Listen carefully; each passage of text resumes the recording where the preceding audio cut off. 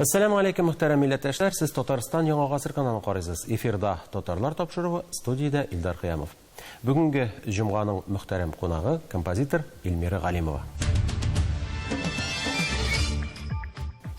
Галимова Илмира Мөнир кызы, композитор, сәнгать фәннәре кандидаты. Татарстанның һәм Россиянең композиторлар берлеге әгъзасы, Муса Җәлил премиясе лауреаты. Казан дәүләт мәдәният институтының театр иҗаты кафедрасы мөдире, доцент. Ильяс Әүхәдиев исемендәге Казан музыка көллиятен һәм Нәҗип Җиһанов исемендәге Казан дәүләт консерваториясын тәмамлаган. Пермь татарларының традицион музыкаль мәдәнияте дигән темага кандидатлык диссертациясе яклаган. Сөембикә канаты арт операсы, фортепиано өчен концерт, 5 симфоник поэма, камера оркестры өчен күп әсәрләр, спектакльләр өчен музыка, 200-дән артык җырлар һәм романслар авторы. Илмир, хәерле көн исәмсез. Хәерле көннәр. Сез хәзер Казан дәүләт мәдәният институтында яңа вазифа билисез, театр факультетында укытасыз. Менә андагы эшләр, хәл-әхвәлләр ничегрәк безгә дә кызык. Шуннан да менә быел минем тормышымда шундый үзгәрешләр булды. Мин февраль аенда Казан дәүләт мәдәният институтында театр иҗаты кафедрасын җитәкли башладым. Әлбәттә әйтергә кирәк, бу инде минем өчен яңа юнәлеш түгел, чөнки мин элеккеге вазифамда да театр һәм музыка бүлеген җитәкләгән идем, һәм инде театр минем хәзер аерылгысыз дустыма әйләнде. Шуннан да мин үземне кечкенә вакытта да театрдан башка күз алдына китерә алмыйдым. Музыкага профессионал яктан укысам да, хәзер инде менә тормышым тулысынча бәйле. Һәм әйтергә кирәк, быел инде менә шушы мин февраль аеннан эшли башладым. Бик күп кенә без проектлар үткәрдек. Иң беренче саның театр атналыгы уздырдык без бик матур итеп. Ул театр атналыгы кысаларында безнең мастер-класслар үтте. Безнең менә студентларыбыз әзерләгән показлар күрсәттек без балалар өчен һәм көллият студентлары өчен, әлбәттә театр сәнгате белән кызыксынган дусларыбыз өчен. Шуннан әйтергә кирәк, безнең аннары Фердания апа Исмагилованың иҗатына, аның истәлегенә багышланган бик матур кичә уздырдык. Аны да мин үзем башлап шушы җиренә җиткереп үткәрә алганыма һәм әлбәттә безнең җитәкчелегебез Роши Хайдаровна Әхмәдиевага бик зур рәхмәтемне белдерәсем килә. Аннары әйтәсем килә, инде Тукайның 135 еллыгы булды бит, инде быел зур чаралар үтте. Шуңа күрә без дә студентларыбыз белән бик матур музыкаль, шигъри тамаша әзерләдек. Моны инде Рошан Тимирзанович Шәриф әзерләде безнең, һәм иң зур проект буларак менә 26 майда без халыкара конференция уздырдык. Монда инде без экран һәм сәхнә сәнгате белән бәйле төрләр һәм әлбәттә бу заман уку процессында бәйле проблемаларны күтәреп әлеге конференция зур дәрәҗәдә үтте. Чөнки безнең ул онлайн һәм офлайн форматында уздырдык. ГИТИСтан безнең чыгышлар булды, РГИСИдан безнең чыгышлар булды, безнең кинематография институтыннан шундай мәртәбәле спикерлар чыгыш ясады. Миңа калса, кино сәнгате һәм театр сәнгате алар чыннан да бер-берсе белән бәйле, һәм безнең инде монда театр, кино һәм телевидение факультеты белән без аны бергә башкардык. Монда да инде зур рәхмәтемне үзебезнең ректорга белдерәсем килә, чөнки әлеге зур чараны бу кыска гына вакыт аралыгында башкарып үтү мөмкин түгел иде, ул ярдәм итеп тормаса. Шуннан да шулай. Аннан килеп инде менә сез яңа юнәлештә ачып җибәрдегез бит, анысы турында да әйтик әле. Шуннан да безнең кафедра хәзер 3 юнәлешне берләштереп бара. Иң беренчесе инде аның безнең театральләшкән тамашалар, режиссерлары әзерлибез бит инде без. Аннары актерлык сәнгате юнәлешендә без шушлай ук студентларыбызны укытабыз. Һәм өченче безнең монда юнәлеш режиссер драмы дибез бит инде. Монда инде без шушы мәдәният йортларында эшли торган, шулай ук профессиональ дәрәҗәдә театр драма кружокларын, анда курсларын җитәкли торган җитәкчеләр әзерлибез. Һәм яңа юнәлеш безнең быелдан башлап эстрада режиссеры, продюсер юнәлешендә без ачып җибәрәбез яңа төр. Һәм әлбәттә быелгы абитуриентларыбызны без кабул итәргә әзер, мөмкинчелек бар, 10 бюджет урыны бирелгән, һәм әлбәттә алар безгә кабул итү комиссиясенә мөрәҗәгать итеп, шәхсән үземә мөрәҗәгать итеп, үзләренә кызыксындырган сорауларын бирә алалар. Шунда да кызык. Инде менә бер әңгәмәгездә укыган идем, сез композитор кеше буларак гомумән безнең бүгенге музыкага, сәнгатькә битараф түгел, әлбәттә бу табигый. Зәвыксыз җырлар артуы турында сез борчыласыз. Менә моңардан ниндидер чыгу юлы бар микән? Шуннан да бу инде бик актуаль тема, эстрадага кагылышлы. Мин үзем бала чагым эстрада белән бәйле булгач, аннары үсмер чагында да гомумән бүгенге көндә күз салсак 200дән артык җыр язылган. Әлбәттә инде аларның бик популяр булганнары да бар, әле дөньяга чыкмаган җырлары да бар. Шуны гына үз алдыма ничектер ассызыклап куйдым. Ничектер 16 яшьләрдә язган җырларым менә бүгенге көндә аларны Сирина Зәйнетдинова, Зәйнәп Фәрхетдинова башкара һәм алар ничектер бүгенге көндә дә бүгенге заман аханы белән яңгырый. Димәк, мин үземә генә әйтеп куйдым, дөрес юнәлеш белән барганың икән Эльмира дип. Зауыкка килгәндә ул әлбәттә безнең уртак эшебез булырга тиеш. Чөнки без бит моңа һәрхәлдә үзебез гаепле. Чөнки радиодан, масса күләм чараларыннан, телевидениедан без хәзер шоу-бизнес ничектер әлбәттә дөнья авырайды, акча эшләү ысулы кирәк, аның күп кенә төрләре бар. Шуңа күрә акча эшләү ысулы белән генә без сәнгатьнең зауыгын үзгәртә алмыйбыз. Бу якка инде без әлбәттә менә шушы элеккеге заман композиторлары әйтәләр бит әле, энтузиастлар заманы иде бит инде ул. Энтузиастлар заманы безгә кире әйләнеп кайтмаса, шуннан да мәдәният өчен, шуннан да безнең шушы татар халкының киләчәге өчен без һәрберебез борчылып йөрмәсәк, безнең бернинди дә бу мәсьәләдә ачыклык кермәс дип уйлыйм.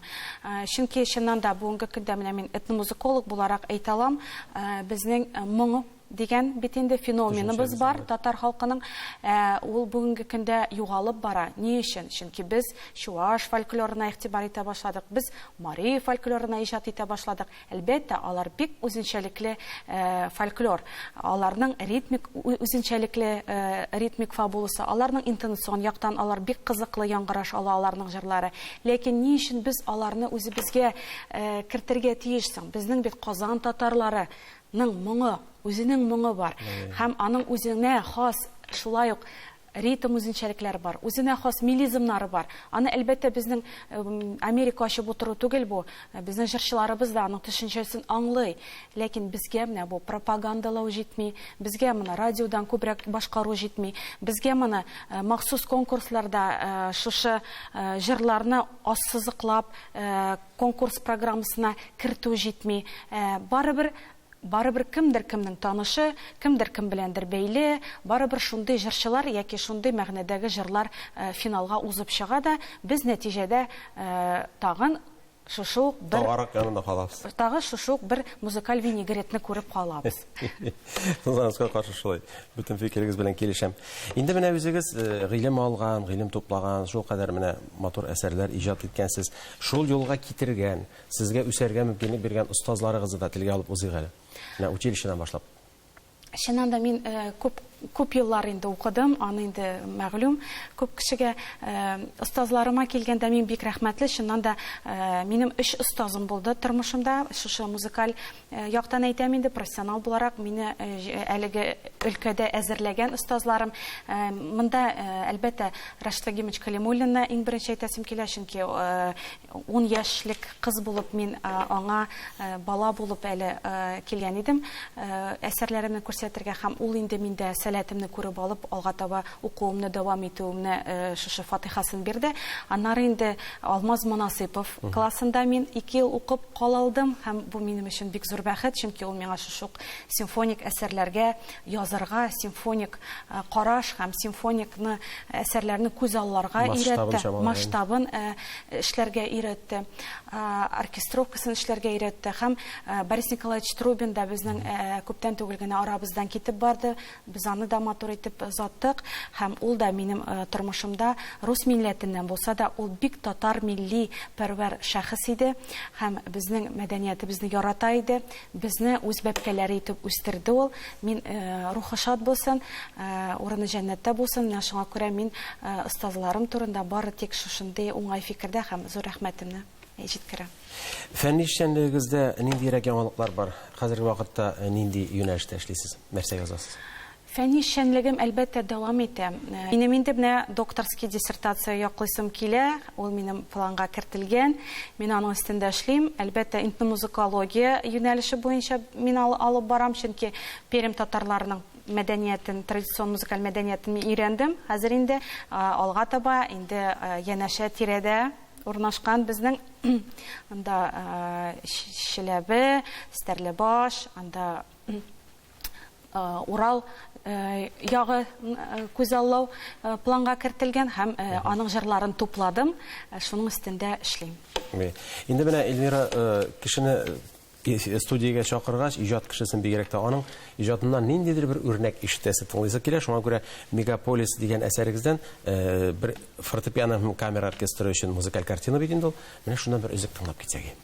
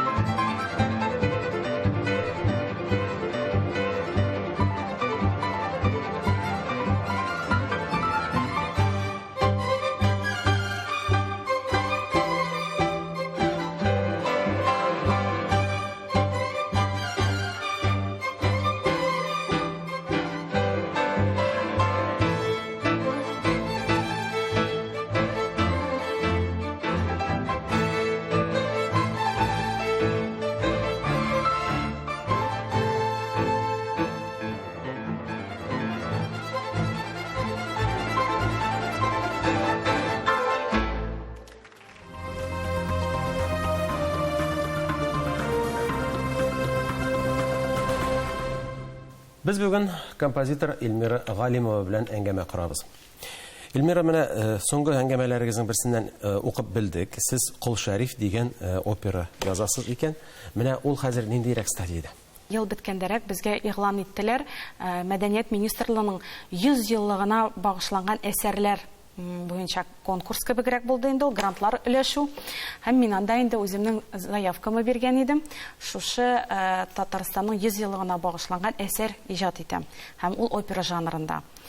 Без аның Кол Шәриф темасына тукталдык, һәм ул 4 акытлы зур опера, масштаблы, һәм әлбәттә безнең инде максат милли опера язу иде. Либреттосын аның шигъри калыбы дип әйтим инде мин, Фәрит абый Яхин язды, безнең күренекле шагыйрь, галим, без аның белән бергә эшләдек. Шуңа күрә безнең бу идея инде янып килгән иде байтактан. Һәм декабрьдә без белгәч, җиңеп чыкканыбызны эшкә керештек. Ләкин аның сроклары, бу эшне башкару этаплары бик кыска иде. Май аена безгә язып бетергә иде. Менә январь аенда әле мин керешә алмадым бу эшкә, чөнки эштә бик тыгыз вакыт иде. Февраль, март, апрель, майга әсәр әзер. Без аны май ахырында тапшырдык мәдәният министрлыгына, ләкин партитурасы белән, әлбәттә оркестровый партитура белән тапшырдык. Әсәр әзер һәм ул үзенең тамашачысын көтә. Һәм әлбәттә бу эшкә мәдәният министрлыгы финанслау ягын, финанс табу чараларын күрергә ярдәм итсә, мин бик шат булыр идем. Чөнки бу безнең милли әсәр, бу безнең шундый милли бренд дип әйтер идем. Кол Шәриф, чөнки безнең Казан Кирмәне җирлегендә урнашкан мәчетебез бар. Кол Шәриф Казанны яклаган вакытта вафат булган сәйет, җәмәгать эшлеклесе, шагыйрь һәм аның язмышы бик кызыклы һәм әсәрдә дә без аны бик матур итеп ачарга тырыштык. Ул фәлсәфи яктан да бик кызыклы. Анда мәхәббәт линиясе да чагыла. Һәм гомумән әйтергә кирәк, бу әсәр зур сәхнәгә менсә, миңа калса татар халкының тагын бер милли әсәре булыр иде һәм тарихта үзебезнең шушы шәхесләребезне күрсәтү әсәрләре кирәк. Әле бу бит әле музыкаль яктан, бигрәк тә теге драмада түгел, спектакльдә түгел дигән кебек. Әйе, бу 4 акытлы опера, бу масштаблы әсәр һәм миңа калса ничектер минем өметем бар, бу әсәр барыбер үз тамашачысын табар, зур сәхнәгә менәр дигән. Амин. Сіз инде әйтеп бетермәдегез, ләкин минем интервьюдан укыганымча, аны төрле яклардан сездән чакырулар да бар икән инде, бездә куегыз. Миңа Казакъстаннан 2 тапкыр мөрәҗәгать иттеләр. Үзебездә куйык, чөнки алар бик тарихи темалар белән кызыксыналар. Казакъстан ул якка финанс чыгымнарын бик тиз таба, чөнки аларда 24 опера куялар алар елына. Минем анда барганым бар, минем күзәткәнем бар аларның эшләү процессын. Бездә менә бу якка игътибар зуррак булса, мин шат булыр идем. Әлбәттә, безнең Марат Готович бу яктан бик зур эшләр башкара, чөнки дәүләт карамагындагы менә бу комитет телләр мәсьәләсе буенча зур эшләр алып барыла бит инде. Шуңа күрә менә бу әсәрнең барлыгын алар белми генә. Шуңа күрә белсәләр, белсәләр, миңа калса, без сөйләшер идек, уртак телгә килер идек дигән үмитем бар. Иншалла шулай булсын дип өметләнеп калабыз. Инде менә без бу мәсьәләгә бераз гына кагылдык та кебек, Илмира. Шулай да профессиональ һәм академик музыканы киңрәк таныту өчен менә нишләргә мөмкин икәнен өлешчә әйтеп үттегез инде. Телевидение, радио дип. Тагын бәлки тәрбияне дә күздә тотарга кирәктер. Мәктәпләр, музыка мәктәпләре, гади мәктәпләр. Чыннан да, без менә хәзер бик модный сүз бар безнең җитәкчелектә дә эшләгән дәврдә дә инде күп ишетәбез кластер дигән. Менә бу кластер төшенчәсе безгә бик кирәк бүгенге көндә, чөнки әлбәттә без мәгариф системасында моны кулланмасак, без нәтиҗәләргә ирешә алмаячакбыз. Монда инде әлбәттә балалар бакчасы, мәктәп, СУС һәм ВУЗ турында сүз бара бит инде. Чөнки менә бу этаплап без бу эшне алып бармасак, нәтиҗә булмый. Әлбәттә, ул музыка ягыннан музыкаль мәктәп, музыкаль училище, колледж дибез һәм консерватория. Алар ниндидер адымга куелган. Театр мәсьәләсендә монда кыенлыклар бар. Театр мәктәпләре аз, алар дәүләт карамагында да түгел. Аннары безнең театр күлияте бар, әлбәттә, аңа әзерләргә, димәк, беренче баскыч юк дигән сүз бит инде. Һәм әлбәттә безнең мәдәният институты монда югары белем бирү уку йорты. Шуңа нәрсә дип әйтәсем килә. Музыкага калганда классик юнәлеш ул бик ничек дип әйтәм, зур игътибарга лайык юнәлеш, аны бөтен кеше дә аңлап бетермәскә дә мөмкин. Элитар сәнгать бит. Элитар сәнгать. Ләкин шушы юнәлештә без балалар бакчасыннан ук эшне алып бара башламасак, без тамашачыны, без зауыклы интеллигенцияны әзерли алмаячакбыз. Әлбәттә, безнең блогерлар хәзер заманасы шушы ук әйтик, яшьләребез яңа юнәлешләр, рэп, поп, фьюжн, авангард музыкасы төрләренә кирип китәләр. Классик музыкасы ничектер ул шулай ук менә ниндидер 1%, 3% халык өчен генә аерылып кала.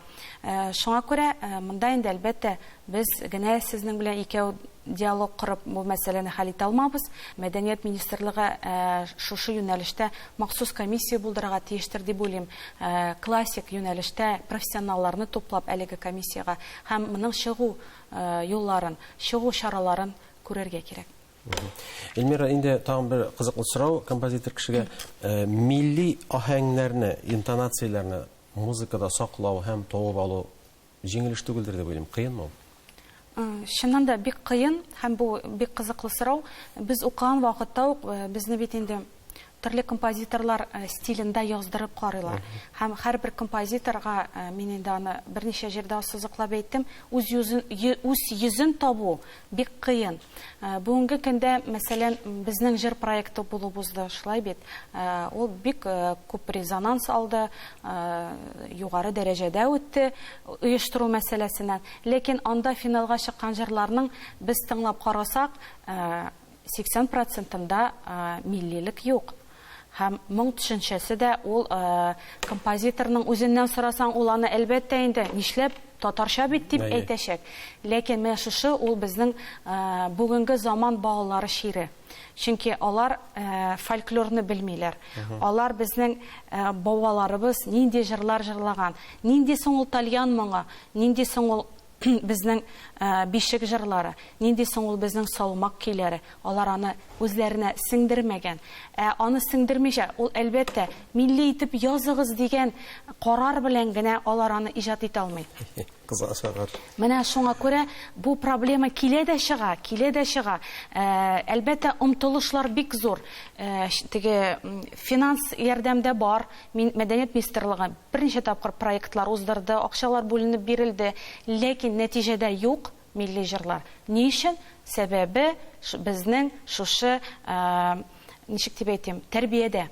Чөнки алар әби бабай тәрбиясе күбесе күрмәгән, алар башкарганда җырлар тыңламаган. Мин дә ләгеп кенә калдым, менә әби белән үстем, бишек җырлары, мөнәҗәтләр, бәйетләр тыңлап, һәм үзем яшь вәкил буынга керсәм дә, ничектер менә шушы күченеш чорына ләгеп калдым, һәм үзем әлеге юнәлеш өчен борчылам, чөнки безгә менә шушы милли лекне саклап калу өчен милли берәмлек дибез бит инде, национальный идентичность дигән хәзер төшенчә бик алга сөреп бара. Без моның өстендә бөтенебез бергә эшләргә тиешбез. Һәм әлбәттә шушы этномузыкология буенча мастер-классларга йөрергә кирәк аларга, күбрәк тыңларга кирәк. Һәм әлбәттә экспедицияләрдә миңа бик зур ярдәм итте үземә, чөнки мин элекеге буын белән аралаштым, алардан ул җырларны яздырып алдым һәм аны кайткач анализлый алдым. Менә шуңа күрә миңа ул яктан җиңелрәк һәм мин бу яктан үземне чыннан да миллилекне музыкама кертә алганыма ниндидер менә канәгатьлек хисе кичерәм. Чыннан да шулай һәм нәкъ менә шуңа күрә без сезне бу тапшыруга чакырдык та инде Илмира. Сезгә уңышлар телибез һәм әлбәттә менә Кол Шәриф яңадан Казанда күрсәтелгәннән соң шатлык сөенич хисләре белән студиябездә очрашырга насыйп булсын дип сезгә изге теләкләр теләп калабыз. Рәхмәт бик зур чакырганыгыз өчен. Студиябездә кунакта композитор Илмира Галимова булды. Аның белән саубуллашабыз, тапшыруыбыз тәмам. Бергә булыйк, бердәм булыйк.